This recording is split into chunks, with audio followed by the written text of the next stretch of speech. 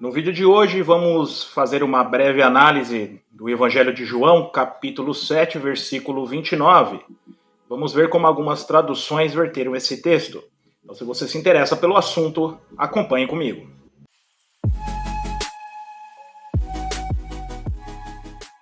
Olá, seja novamente muito bem-vindos. Meu nome é Denis Silva e você está no canal Estudo Perspicaz. Se você curte conteúdos históricos, gramaticais, análise de traduções da Bíblia, assuntos teológicos, por favor, se inscreva, dê o seu like aqui no nosso vídeo, comente também, quero saber a sua opinião sobre estes e outros assuntos. Conforme eu tinha dito no meu último vídeo, estou tendo um pouco de dificuldade de produzir vídeos com mais frequência aqui, devido a algumas mudanças que ocorreram no meu dia a dia. Estou tentando estar num novo empreendimento pessoal aqui, então isso está tomando muito meu tempo. Mas, assim, então, toda vez que for possível, eu estarei compartilhando com vocês aqui vídeos novos, está ok? Hoje vamos tratar um pouco a respeito do Evangelho de João, capítulo 7, versículo 29, e vamos ver como uma pessoa ela fez uma análise deste texto comparando a tradução do Novo Mundo em comparação com outras traduções. Vamos ver que esse senhor, novamente, nada contra a pessoa, mas sim, só estaremos analisando os seus argumentos. Ele é um cristão católico ortodoxo. É até interessante que é bem difícil a gente conhecer, né? Talvez você conheça aí alguém que é católico ortodoxo. Então ele faz essa avaliação sobre este texto. Então vamos na íntegra ver como é que ele faz isso. Muito bem, então vamos fazer uma avaliação do que esse senhor ele trouxe atenção. Ele é dono do canal Pisteu. Para título de curiosidade, Pisteu vem de pistis, que significa fé em grego. E de fato, para muita coisa que a gente escuta é só tendo fé mesmo para acreditar, né? Então acompanhe comigo trechos do vídeo dele. Cordiais saudações, meu nome é Fernando, bem-vindos ao meu canal e vou começar uma série de shorts, falsificações da Bíblia, tradução do Novo Mundo. Vou começar por João 7, 29. João 7, 29. Eu o conheço porque sou representante dele e ele me enviou. A palavra representante não existe em nenhum manuscrito. Queria saber de onde a Torre de Vigia traduziu. Em que manuscrito se encontra a palavra representante para Cristo? Mas, vamos pegar a Bíblia de Jerusalém. A Bíblia de Jerusalém traduz corretamente. Eu, porém, o conheço porque venho de junto dele, e foi ele que me enviou. Ou seja, o texto original diz que Cristo estava junto de Deus. Então está aí, né, o vídeo deste senhor. Eu quero deixar claro aqui que eu não necessitaria de trazer atenção o vídeo dele aqui no nosso canal. Poderia simplesmente abordar o texto já em si mesmo e trazer as referências a respeito do mesmo. Mas qual foi o meu intuito de fazer isso? Eu queria saber se vocês notaram qual foi a avaliação que ele fez para chegar a essa conclusão. Porque ele simplesmente pegou uma Bíblia, pegou a tradução do Novo Mundo, aqui diz isso, essa aqui está certa, simplesmente assim. Falou que a palavra representante não aparece em nenhum manuscrito, mas que manuscritos são estes? Apresente para o seu público. Qual é a palavra em grego ali em questão? Faz uma avaliação.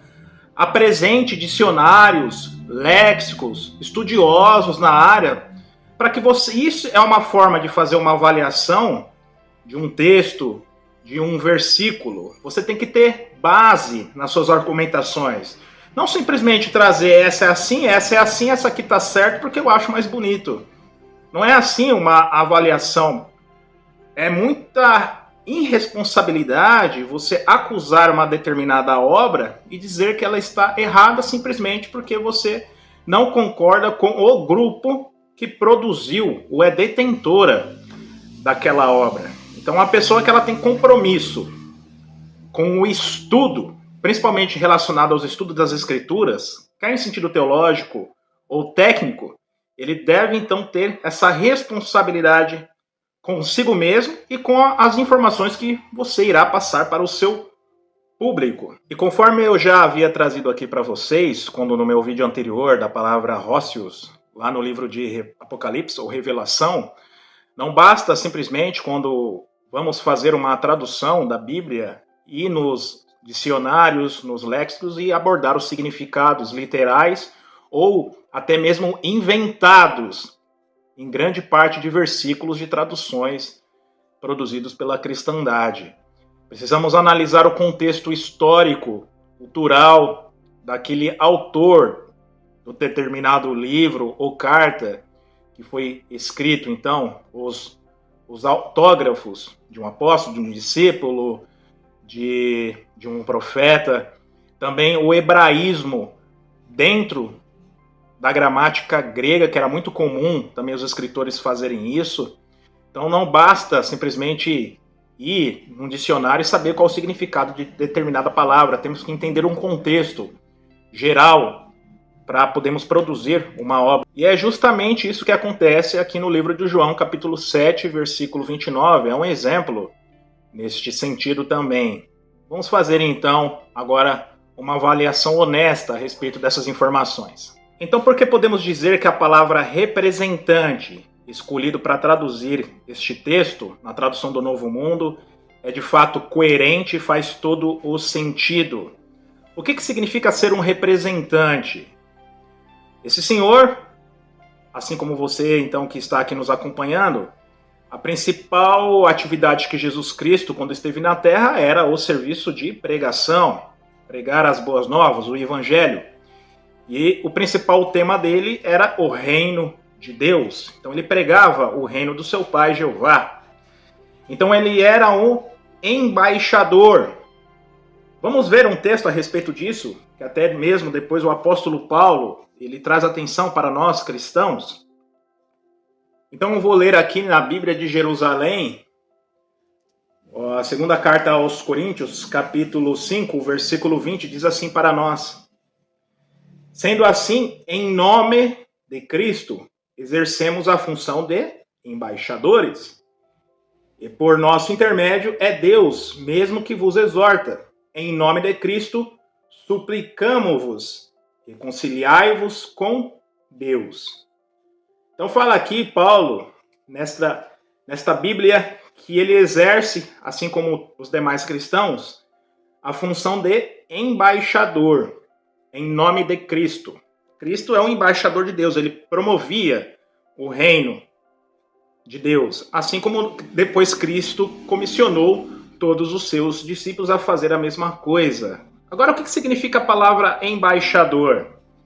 Conforme vocês estão vendo em suas telas, alguns sinônimos da palavra embaixador, algo que você pode ver na própria internet mesmo, não vou precisar nem ir num léxico bíblico para analisar isso, né?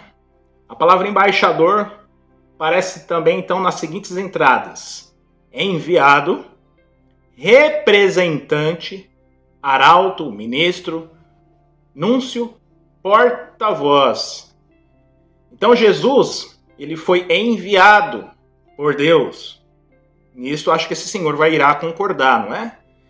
Então ele era um embaixador, podendo então ser também representante de Deus. Então, estes e outros textos nos ajudam a entender qual que era então o objetivo, a intenção, a atividade de Jesus quando ele esteve aqui na Terra. Ele era um representante, é uma forma então aqui de poder analisar a atividade, a função de Jesus Cristo. Veja só que interessante como a Bíblia, Nova Versão Internacional, ela verteu o texto de João capítulo 7, versículo 29, diz assim para nós: mas eu conheço porque venho da parte dele, e ele me enviou. Então Jesus Cristo, ele vinha da parte de Deus, seu Pai, Jeová. Então, quando você é enviado da parte de alguém, você é o quê? Então, um representante daquela pessoa. Você vem em nome daquela pessoa. Você recebeu autoridade para exercer algumas funções ou aplicar algo em nome daquela pessoa. Ainda sobre este texto, conforme vocês estão vendo na sua tela, veja só o que o estudioso erudito, no comentário de H.W. Watkins, ele fala a respeito deste mesmo texto. Porque dele sou, e ele me enviou. Este conhecimento aqui é baseado em sua unidade de essência, em sua verdadeira missão. Ele conhece a Deus porque ele é dele, em união sempre um com ele. Ele conhece a Deus porque ele é, em sua natureza humana, o representante do divino para a humanidade. Então esse dicionário aqui ele deixa claro que Jesus, quando esteve na Terra, em sua natureza humana, ele era um representante do divino, ou seja, do seu Deus, né? O seu Pai, Jeová. Então Jesus Cristo ele tinha então essa função de revelar ao Pai, dentre outras coisas. Então mostrando que Jesus era um representante de Deus. Conforme eu já tinha trazido no começo deste vídeo, eu trouxe atenção que esse senhor ele é católico ortodoxo. Veja só o que a própria obra da própria instituição dele ela fala a respeito desse assunto. Conforme vocês estão vendo, na obra The Orthodox Church, fala assim para nós: para os cristãos ortodoxos, Jesus Cristo é o representante de Deus na Terra. Então veja só, a própria obra da instituição do Senhor demonstra que Jesus Cristo ele é um representante. Então quando a tradução do Novo Mundo optou por usar a expressão representante, então tem uma total coerência com a função de Jesus, com o contexto bíblico, e isso nos ajuda a ter um entendimento correto das atividades de Jesus quanto aqui na Terra.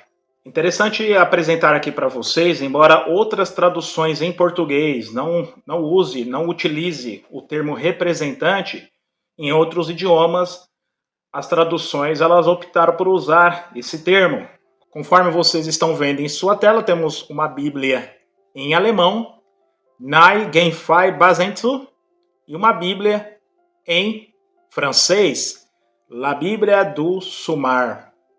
Então essas traduções elas optaram por usar o termo representante no texto de João 7:29. Então está aí, né? Eu espero que vocês tenham gostado dessa breve análise aqui que fizemos a respeito deste texto. Uma coisa que eu fico muito triste, que é esse senhor não é exceção. Existe muitos e muitos, a grande maioria, simplesmente pega um texto numa determinada tradução da Bíblia, pega a tradução do Novo Mundo, lê as duas traduções ali e fala que esta ou aquela é a melhor que a tradução do Novo Mundo. Simplesmente assim, sem fazer uma avaliação técnica, uma avaliação então gramatical, histórica e assim por diante. Então isso não é avaliação, isso simplesmente é jogar no vento aquilo que você pouco sabe. A maioria deles não sabe nem mesmo que as próprias obras de referência das próprias instituições deles falam a respeito daquele assunto, né? Um exemplo disso vou deixar depois no link da descrição ou nos cards, né? Aqui do nosso canal, o famoso Professor Atrapalhado é um exemplo disso. Eu fiz 3 vídeos a respeito onde ele faz a comparação da tradução do Novo Mundo em comparação a uma tradução católica, sendo que em outras traduções católicas que eu tenho mesmo aqui, verte o texto da mesma maneira que a tradução do Novo Mundo. E todos eles jogam nos seus canais por aí afora, então desinformando aquelas pessoas que já sabem quase nada ou muito pouco a respeito ali do que se está trazendo atenção. O nome disso é irresponsabilidade. Mais uma vez quero agradecer a todos por assistir este vídeo até o final. Por favor, se você gostou do conteúdo, compartilhe, dê o seu like, se inscreva. Até mais, fique com Deus e tchau.